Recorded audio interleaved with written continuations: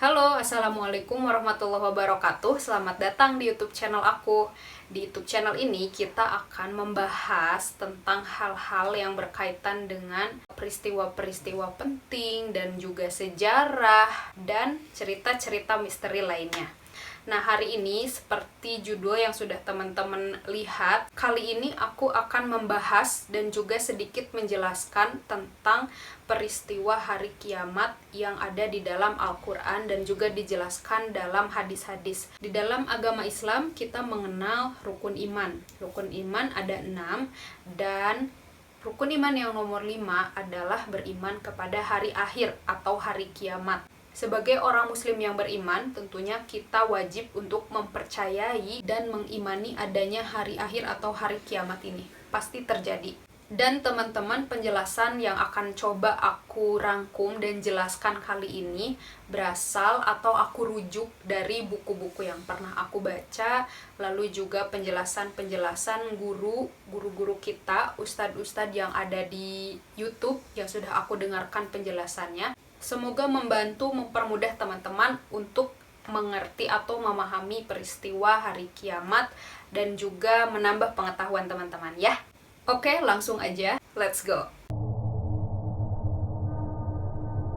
Hari kiamat atau dalam bahasa Arab Yaumul Qiyamah merupakan hari di mana seluruh makhluk hidup yang ada di dunia dimusnahkan atas izin Allah Subhanahu wa taala, yang kemudian nantinya akan dibangkitkan untuk diadili, dihakimi seadil-adilnya oleh Allah Subhanahu wa taala, di mana proses pengadilan ini atau proses penghakiman ini akan menentukan manusia masuk ke surga atau ke neraka. Tidak ada yang di tengah-tengah. Masuknya manusia ke surga atau ke neraka itu merupakan balasan dari amal perbuatan yang sudah manusia lakukan semasa hidupnya. Jadi pada saat kiamat ini terjadi, semua makhluk hidup itu akan mati. Hari kiamat adalah rahasia Allah Subhanahu wa taala, tidak ada yang mengetahui kapan terjadinya, tanggal berapa, tahun berapa. Adapun biasanya kita pernah dengar juga ya yang meramal gitu, oh kiamat terjadinya tahun ini. Pada akhirnya toh tidak terbukti, karena itu semua rahasia Allah.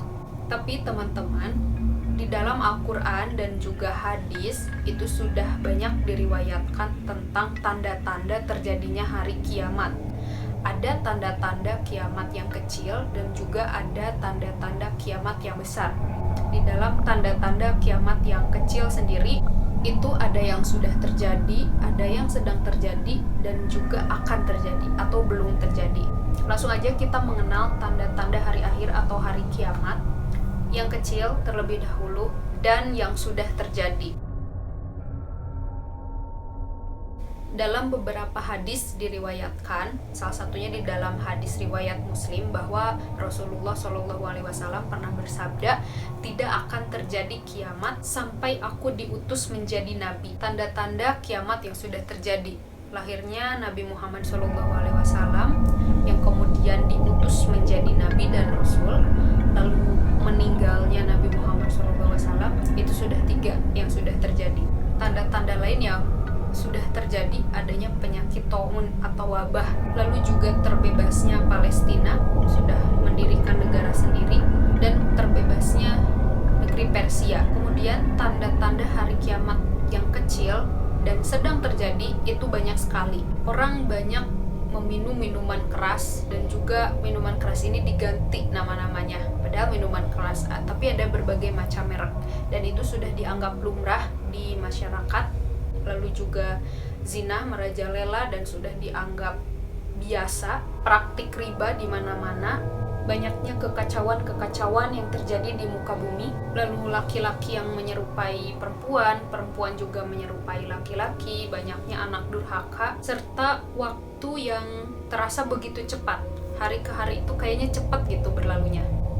Yang terakhir, tanda-tanda hari kiamat kecil yang belum terjadi atau akan terjadi adalah akan adanya peperangan besar antara umat muslim dan juga umat Nasrani.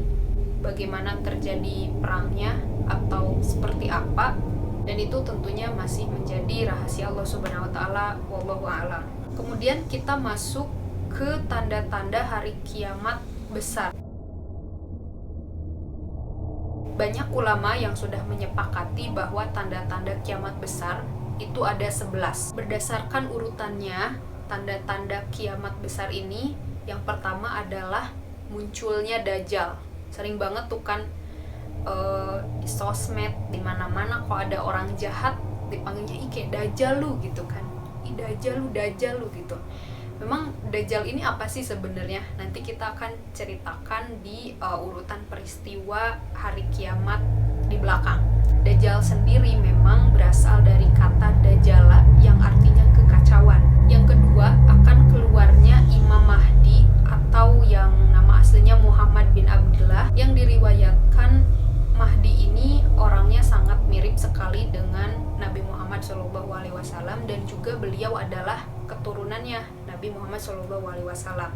Yang ketiga, turunnya Nabi Isa alaihi salam yang nanti akan bersama Imam Mahdi melindungi umat muslim dari kekacauan yang diperbuat oleh Dajjal. Yang keempat, turunnya Ya'juj dan Ma'juj, yaitu suku yang suka membuat kerusakan di muka bumi. Mereka diriwayatkan sebagai makhluk yang beringas, memakan semua yang ada di dunia ini, suka membunuh orang-orang tanpa pandang bulu. Yang kelima, keluarnya dabah dari dalam bumi. Mereka itu semacam hewan melata yang membawa cap untuk mengecap dan mengingatkan orang yang beriman dan juga orang yang musyrik atau suka melakukan kejahatan. Yang keenam, bumi akan diselimuti kabut dalam waktu yang sangat panjang. Yang ketujuh, kedelapan dan kesembilan itu akan adanya longsor yang besar di sekitar Jazirah Arab. Yang ketujuh itu akan adanya longsor besar di wilayah timur Jazirah Arab, lalu di Jazirah Arabnya sendiri, serta di wilayah barat Jazirah Arab. 7, 8, 9. Yang ke-10 itu akan keluarnya kawah Aden di daerah Yaman. Kawah ini berada di wilayah padang pasir yang sangat panas sehingga tidak bisa dihuni. Dan terakhir yang ke-11 adalah terbitnya matahari dari arah barat dan terbenam di timur. Normalnya matahari itu terbit di timur, terbenam di barat. Nanti jika kiamat sudah dekat, benar-benar akan terjadi kiamat, matahari akan terbit di barat. Nah, kemudian kita langsung masuk ke urutan peristiwa hari kiamat berdasarkan ciri-ciri kiamat besar yang sudah tadi aku jelaskan sedikit. Pertama itu keluarnya Dajjal, seorang yang suka berbuat kekacauan di bumi ini. Dajjal ini memiliki ciri-ciri khusus, yaitu rambutnya keriting, warna kulitnya gelap, lalu juga mata sebelah kanannya buta, dahinya lebar dan badannya kekar. Dimana Dajjal ini akan mengaku sebagai Tuhan. Lalu apakah ada orang-orang yang mempercayai bahwa Dajjal ini adalah Tuhan? Gimana caranya? Diriwayatkan nanti di muka bumi ini, di dunia itu akan terjadi kelangkaan bahan makanan, terjadi kegersangan, dan dunia secara global itu ditimpa kelaparan. Dalam hadisnya diriwayatkan bahwa nanti Dajjal ini akan memiliki banyak makanan yang bergunung-gunung, banyak sekali. Dajjal ini dia berkeliling-keliling di muka bumi, mendatangi wilayah-wilayah di dunia kecuali Madinah dan Mekah. Dia tidak bisa memasuki dua wilayah itu. Dalam melakukan perjalanannya ini, dia akan singgah di satu negara atau di satu wilayah gitu, sambil mengatakan bahwa dirinya adalah Tuhan. Jika orang-orang di satu wilayah itu percaya dan mau beriman kepada Dajjal, maka di wilayah tersebut itu akan turun hujan, lalu juga makmur, sejahtera, ekonominya bagus, banyak makanan, sehingga orang-orang ini percaya bahwa Dajjal adalah Tuhan. Selain itu, Dajjal ini juga diceritakan memiliki kekuatan yang besar, memiliki superpower, sehingga orang-orang semakin yakin bahwa dia ini adalah Tuhan. Sedangkan jika Dajjal ini pergi ke suatu wilayah, lalu dia mengaku sebagai Tuhan, tapi orang-orang di wilayah tersebut tidak mempercayai dan tidak mau beriman, wilayah itu akan tetap gersang, kekeringan, tidak ada makanan. tidak akan sejahtera seperti di wilayah orang-orang yang mau beriman kepada Dajjal ini. Setelah berkeliling-keliling ini, Dajjal akan memiliki banyak pengikut karena tadi itu dia mengaku sebagai Tuhan, lalu dia juga melakukan fitnah-fitnah, sihir-sihir dengan kekuatan-kekuatannya. Ketika Dajjal akan memasuki wilayah Madinah, dia tidak masuk ke sana karena Allah tidak mengizinkannya. Diriwayatkan Madinah itu dijaga oleh para malaikat. Setelah berkeliling-keliling, pada puncaknya Dajjal dan miliaran pengikut ini pergi ke satu daerah bernama Babulut. Sementara Dajjal dan pengikutnya sudah berada di Babulut, mereka berpesta ria, lalu senang-senang, happy, sejahtera. Di sisi lain, di Madinah muncullah yang kita kenal dengan Imam Mahdi atau nama aslinya Muhammad bin Abdillah. Diriwayatkan bahwa Mahdi ini memiliki ciri-ciri terdapat tanda lahir di telapak tangannya, lalu alisnya seperti busur, kulitnya putih, tinggi, besar, dan kekar, dan sangat mirip dengan Nabi Muhammad SAW. Mahdi ini bertugas untuk memimpin orang-orang yang beriman dan menghancurkan Dajjal. Oleh karena itu, dari Madinah mereka pergi untuk mengkonfrontasi Dajjal yang sudah ada di Babulut. Di perjalanan dari Madinah menuju Babulut, pasukan Mahdi berhenti untuk sholat asar di salah satu masjid yang bernama Masjid Menara Putih yang sekarang ada di Damaskus. Ketika Mahdi dan orang-orang beriman akan melaksanakan sholat asar di sana, Allah menurunkan Nabi Isa alaihi salam. Kemudian orang-orang muslim mengetahui bahwa itu adalah Nabi Isa. Kemudian Mahdi menyampaikan dan mempersilahkan Nabi Isa untuk menjadi imam, namun Nabi Isa mengatakan agar Mahdi ini tetap menjadi imam sholatnya. Setelah itu kaum muslimin sudah dipimpin oleh Mahdi dan juga Isa sekarang, Nabi Isa alaihi salam. Lalu mereka pergi ke Babulut untuk menghancurkan Dajjal. Di sana Dajjal yang sedang foya-foya itu tidak tahu bahwa kaum muslimin datang bersama Nabi Isa. Di sana Dajjal tetap menampakkan kesombongannya bahwa dia mengaku dia tidak akan mati, dia tidak akan hancur, dia tidak akan rusak karena dia memiliki kekuatan yang sangat kuat. Namun ternyata begitu Nabi Isa datang di hadapan Dajjal ini, dia langsung ketakutan dan berusaha untuk melarikan diri. Atas izin Allah Subhanahu wa taala, sembari lari, Dajjal ini dia meleleh dan dijatuhkan ke tanah oleh Nabi Isa. Diriwayatkan Nabi Isa membawa tombak emas yang kemudian menombak si Dajjal ini di antara kedua matanya, yang kemudian Dajjal meninggal pada saat itu juga. Kedatangan Nabi Isa selain untuk menghancurkan Dajjal, Allah juga memerintahkan agar pengikut-pengikut Dajjal yang musyrik, yang jahat, itu juga ikut dimusnahkan. Sehingga seketika itu juga Dajjal dan beserta pengikut-pengikutnya bisa dikalahkan oleh Nabi Isa, Mahdi, dan juga pasukan-pasukan serta kaum muslimin. Jadi pada saat itu Nabi Isa, Imam Mahdi, dan kaum muslimin bisa mengalahkan Dajjal dan pengikutnya Dajjal. Setelah Nabi Isa datang, Nabi Isa ini memimpin umat manusia selama, ada yang mengatakan riwayatnya 7 tahun, ada juga yang mengatakan 40 tahun. Selama Nabi Isa ini memimpin, keadaan di seluruh dunia ini menjadi adil, tentram, dan sejahtera. Serta seluruh umat manusia beriman pada Allah Subhanahu wa taala. Semuanya menjadi kaum muslimin.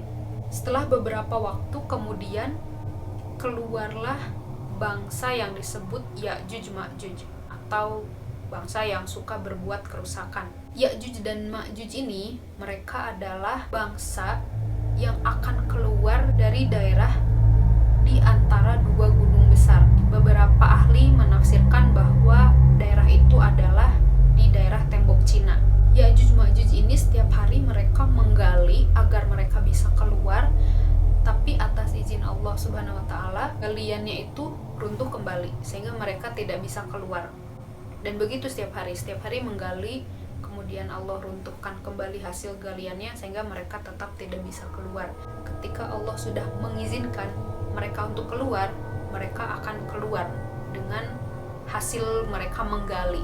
Ya'juj Ma'juj ini bangsa-bangsa yang beringas. Mereka membunuh siapa saja tanpa pandang bulu, memakan ular, memakan kalajengking, dan jahat, suka berbuat kerusakan. Dan mereka ini sangat banyak sekali jumlahnya, sampai-sampai kaum yang dipimpin Nabi Isa mereka harus menyelamatkan diri ke sebuah gunung, yaitu Gunung Tur. Karena Yajuj Majuj ini membuat banyak kerusakan, akhirnya Nabi Isa alaihissalam berdoa kepada Allah agar membinasakan bangsa Yajuj Majuj ini. Kemudian Allah mengijabah doa Nabi Isa dengan mematikan atau membinasakan Yajuj Majuj dengan cara menurunkan hama berupa serangga kecil yang keluar dari leher mereka, kemudian mereka meninggal seketika itu juga. Karena Yajuj Majuj ini sangat banyak, mereka bergelimpangan gitu jasadnya di seluruh dunia. Atas doa Nabi Isa juga kemudian Allah mengutus burung-burung besar berleher panjang untuk membuang mayat-mayat Yajuj Majuj ini ke lautan, dan juga Allah menurunkan hujan untuk membersihkan muka bumi dari jasad mereka. Setelah beberapa waktu Nabi Isa alaihissalam meninggal dunia. Pada saat itulah kemudian terjadi kekacauan kembali di muka bumi, karena sudah tidak ada sosok Nabi Isa. Jadi banyak kembali yang menjadi musyrik, berbuat kejahatan, berbuat maksiat dan lain sebagainya. Nah, di sanalah kemudian Allah memunculkan dabah atau hewan melata dari dalam tanah. Mereka itu membawa cap yang akan mengecap orang beriman dan orang yang kafir. Setelah muncul dabah, terjadi tanda-tanda kiamat besar yang sudah tadi aku jelaskan. Adanya kabut yang menyelimuti bumi, lalu juga longsor-longsor di Jazirah Arab, kawah panas, dan matahari terbit dari arah barat. Riwayat Nabi SAW menyebutkan Allah tidak akan menerima lagi taubat seorang manusia jika matahari sudah terbit dari arah barat. Mumpung nih sebelum matahari masih terbit dari timur, kita perbanyak taubat, karena setelah terbit dari arah barat sudah tidak ada gunanya lagi kita bertaubat. Nauzubillah min dzalik. Setelah itu Allah akan meniupkan angin yang berasal dari negara Syam. Kemudian angin ini akan mematikan orang-orang beriman dan orang-orang yang baik. Dimanapun orang-orang itu berada, angin ini akan menghampirinya dan mencabut nyawanya, sehingga sudah tidak ada lagi nih orang-orang yang beriman, orang-orang yang baik. Yang tersisa adalah orang-orang musyrik, orang-orang kafir, orang-orang jahat. Orang-orang yang tersisa ini, mereka yang jahat ini adalah orang-orang yang sejahtera dan kaya raya, dan mereka sudah tidak mengenal iman kepada Allah dan melakukan kejahatan-kejahatan lainnya. Bahkan ada juga yang menjadi salah satu rangkaian atau tanda-tanda kiamat lainnya yang diriwayatkan oleh Nabi SAW, yaitu akan ada seseorang dari Ethiopia, dia datang ke Mekah, orangnya kurus banget, kecil.